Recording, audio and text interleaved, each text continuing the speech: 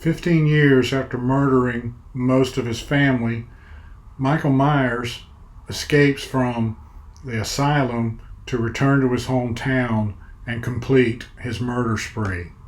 So I thought I might court a little controversy with this one and talk about the 2007 movie Halloween, the Rob Zombie version. Directed by Rob Zombie, starring Scout Taylor Compton, Malcolm McDowell. I was prepared when I saw this many years ago to not like this movie. One of the things that always appealed to me about the Halloween franchise was there was no explanation for what Michael Myers did. They never bothered to explain it. He just did it. He just one morning on Halloween night, he just went in and killed his sister for nobody knows why, and he never said. And so when I found out that Zombie kind of offers an explanation, I was thinking, well, that's going to remove everything that made it interesting. But really, I was wrong. I watched it anyway and really enjoyed it because even though that part of the mystique is gone for the most part,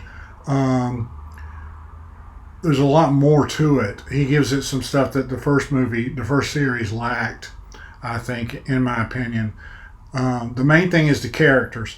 In order to, at least for me, to get into a movie of any kind, I have to at least relate to at least one or two of the characters. I don't necessarily have to like them, just as long as I can identify with them or relate to them. And Zombie has this talent for creating interesting characters, and many of the characters in this movie and the sequel are people I would hang out with. I know people like that. I like people like that. I have friends like that, and I enjoy people like that. That was a nice touch because something really bad is going to happen to many of these people. They're going to be cruelly, brutally murdered, and you don't want that to happen. You know how in most horror movies, the people that get killed, especially slashers, the people that get killed have done something. They smoked weed, or they got drunk, or they had sex, or something like that. So it's kind of like a morality play.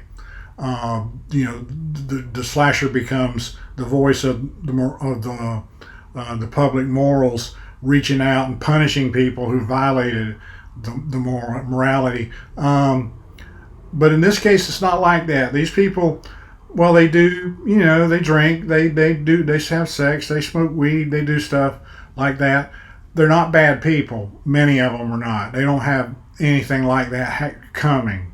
As I said, people that you like, people I'd like to hang out with, people I know.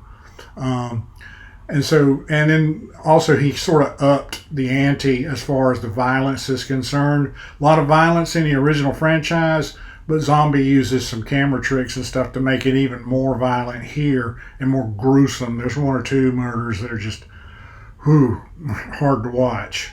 I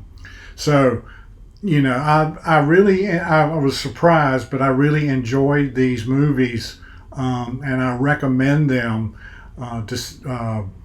If you're a fan of the franchise, especially, this will sort of give you a look at it from a different angle. Another thing I just forgot to mention is Tyler Bates, I think his name was, the guy who plays Michael Myers. In the original movies, Michael's a fairly big guy. He's tall, but he's kind of lean and rangy. The people they have that play Michael, but in this one, this guy is a former pro wrestler. He's huge. He's absolutely terrifying. He doesn't have to say or do anything. He is so big, so you're scared of him before he even does anything. I mean, he's a force of nature. You can tell just by looking at him. Anyway, I'm going to drop a link to it in the first comment. So if you want to see it for yourself, please use that to go see it on Prime. It'll really help me out if you do that. And let me know what you think.